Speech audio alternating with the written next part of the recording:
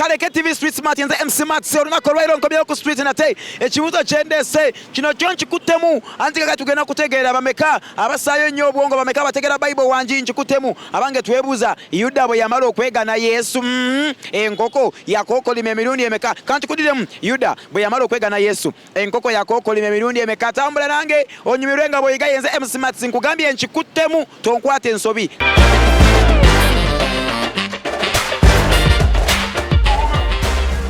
Yuda bwe yamala okwegaana Yesu Enkoko Yakakokolima Emirundi Emeeka? Bajali 3. Era yamugambira omwana ogenda kuneegaana oba Enkoko jali 3. Yuda nga amaze okwegaana Yesu Enkoko Yakakokolima Emirundi Emeeka? Emirundi 4. Jesus is Lord. Yuda nga amaze okwegaana Yesu Enkoko Yakakokolima Emirundi Emeeka? Wambuze ebibuuzo bingi nnyo. Yuda nga amaze okwegaana Yesu Enkoko Yakakokolima Emirundi Emeeka? Okwekola emirundi 2. So Enkoko Yakakokolima Emirundi Emeeka? 2. Toli mwavu mutwego gwe mwavu. Okwegaana Yesu Enkoko Yakakokolima Emirundi Emeeka? Otute nnyo mu Bible Muganda. Aso Kituufu kiri nti Yakakokolima emirundi nga 3.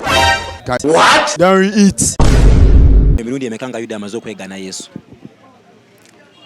waba mbuza bibuzo bya Bukatoliki byombera sibimanyi. What? Hey! I slap the devil out of you. Nga amaze okwegaana Yesu Enkoko Yakakokolima Emirundi Emeeka? 3. Man, not hear a voice for this man again. Man, not hear that. Put this man in the cell. I want him to remain there permanently. Okwegaana Yesu Enkoko Yakakokolima Emirundi Emeeka? Mirundi 2. That one we are not going to tolerate at all. At all.